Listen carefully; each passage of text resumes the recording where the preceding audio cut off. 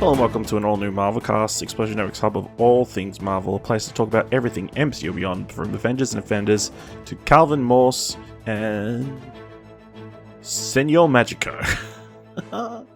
My name is Ashley Hobley, the Explosion Network's resident watcher, and joining me today, the astonishing Dylan Blight. Are you making these up now? No. Because it really sounded like you started for a moment and then just picked a name out of your head. No, I have the list of the members of the Strange Academy, and I just saw Senor Magico and I had to say that. Right. Why wouldn't you? Yes, so today we're talking about the latest episode of What If. What if Doctor Strange lost his heart instead of his hands? Directed by Bryan Andrews, written by A.C. Bradley. There wasn't really a description for this week, but I think it's pretty self-explanatory. Pretty much this episode, Doctor Strange, instead of damaging his hands, he takes that trip to the party with Christine, and she dies in the car crash. And Doctor Strange is riddled with guilt and tries to undo her death. And yeah, this was an interesting one. Yeah. What do you think of this one, Dylan? I liked it. It was completely fucked up. Yes. I mean, last week's was kind of dark. Last week's was pretty dark.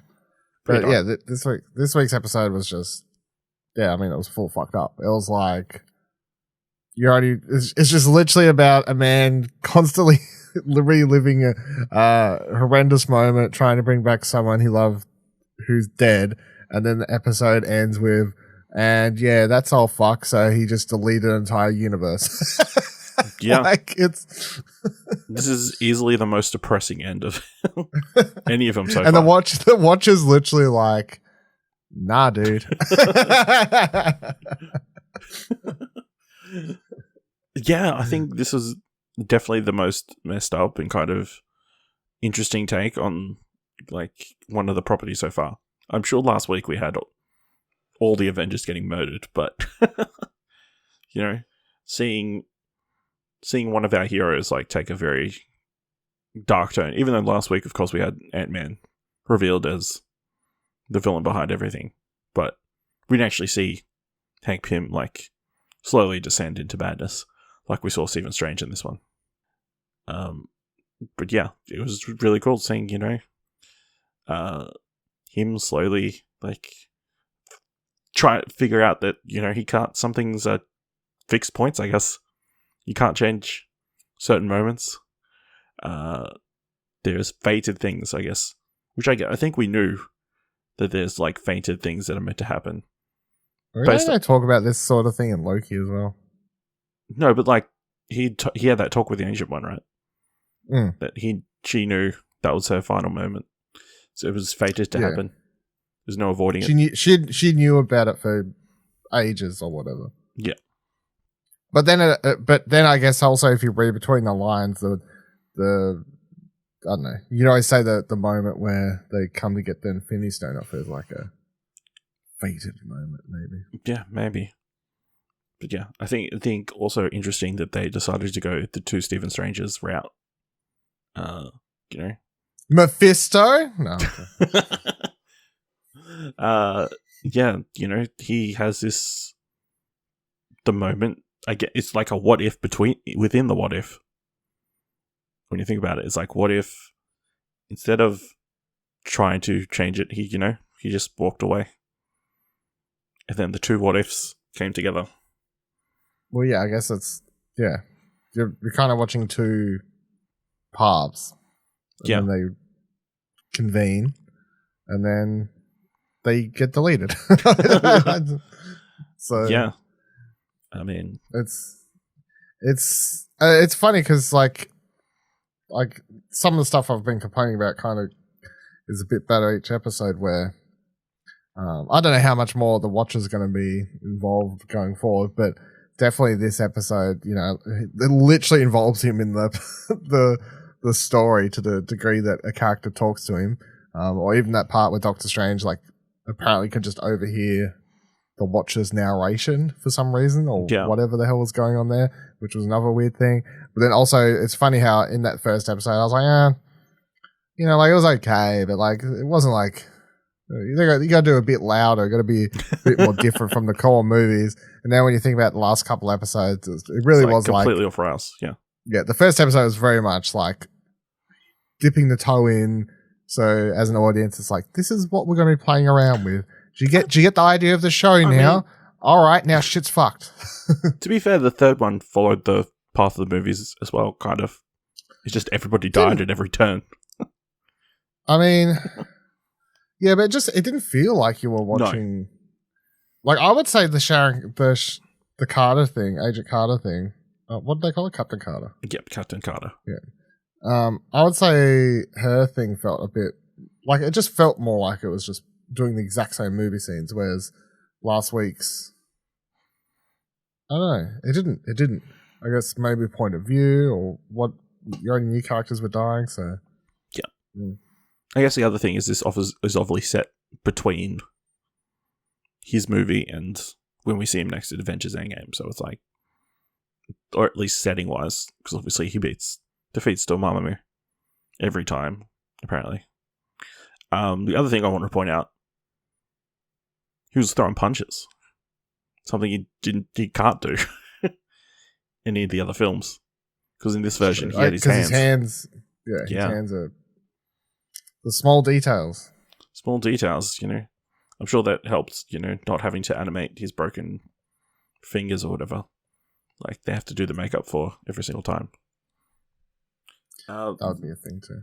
A lot of interesting visuals as well, like, him sucking up all those different creatures or whatever.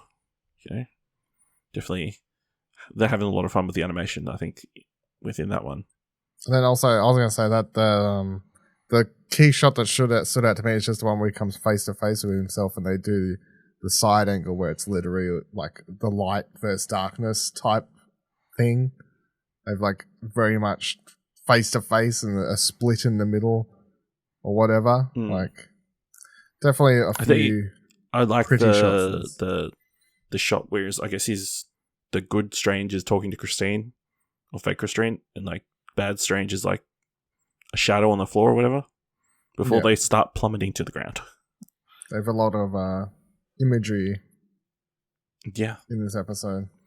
Very cool imagery, and like their fight was really cool, like evenly matched. I think we all knew that the bad Strange was probably going to win because like he's got too much power. It's like it's going to go one way.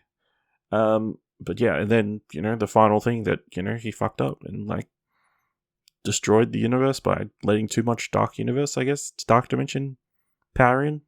I guess I think that was it. I kind of got lost there for a moment, but I think that was the general idea. Yeah.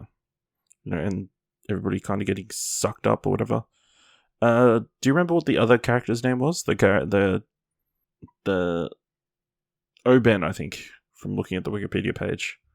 The other instructor. Yeah, because I think I have Oben is the name, yes. Do you think that's someone we see? Is that a tease for something we're going to see in Multiverse of Madness? Let me look up the voice actor and see if there's someone's notable. Voiced by Ike Amadi. Look at his first voice on Wikipedia. Troll Hunters. No. Knack? Yes, he's the voice of Knack. He's the voice of Knack. So yes, very important character to go for. The voice of Seer in Apex Legends, those character. So there you go. Yeah, very Aaron Davis in Miles Morales. Uncle Nick Fury in Iron Man VR. Also, it's Leslie Bibb, right? Doing the voice. Yep. Christine Everhart. Which is interesting because apparently Rachel McAdams is also credited, or she is credited. So maybe they pulled lines from the actual film and then. But wouldn't it say archive then? Maybe. Or maybe she's doing her lines in another episode. I don't know, because the cast. This is a cast who had everyone in it. So Benedict Leslie was Bibb's back. listed as Christine Everhart, whereas Yeah. Rachel McAdams is credited as Christine Palmer. Like the actual Christine Palmer. I don't know what the difference is. I guess one was our known Rachel, I don't know. right? And then the other one was the old different verse or whatever. I don't know. Yeah, it's a pretty weird one. So we get the hunch that there might be like a full crossover event with all these universes. Do you think this Doctor Strange is going to play a part? Not this one, because not this one. This one's gone. You don't think he's going to break out of that tiny box? No, he did. I don't know. I think the implication at the end of the episode is he's stuck there for eternity. I don't think he's going to be able to break out. No, I disagree. Anything else you want to talk about this episode? You know, we really enjoyed it, but there's like not much to talk about because, you know, it's just one of those episodes you need to just kind of experience. And Christine Everhart's from Iron Man 1. Oh, maybe Leslie Bibb was like, or one of the reporters. She is. I just looked up. Yeah, I just clicked on the YouTube clip. She's the one who runs up to, at the start of Iron Man 1, she runs up to Tony and it's like, hey, I want to interview you or whatever. And then that sort of thing. They go home and have sexy times. Yeah. So in this, she must have been one of the reporters on the news or something like that. So. Very weird. Weird thing to come back for, but yeah. Also, no, it was a really good episode. I don't know. I really appreciate them like recreating that car crash though, because I remember Doctor Strange, the car crash is like one of the standout things. Yeah, one of those brutal moments. It's fucking brutal. One of the most brutal car crashes you've ever watched. But yeah, it actually is. Yeah. Yep. Let us know what you thought of this episode of What If Doctor Strange lost his heart instead of his hands by finding us on Twitter by going to explosion.com/Twitter or jump into our Discord at explosion.com/Discord. Leave a review for All New Marvelcast over on Apple Podcasts or on Podchaser, or let other people know about the show. And if you like this episode and throw us with $1, head on over to our Ko-fi page at explosion.com/support and buy us a coffee. So make sure you watch the next episode of What If and join us next time for another All New Marvelcast.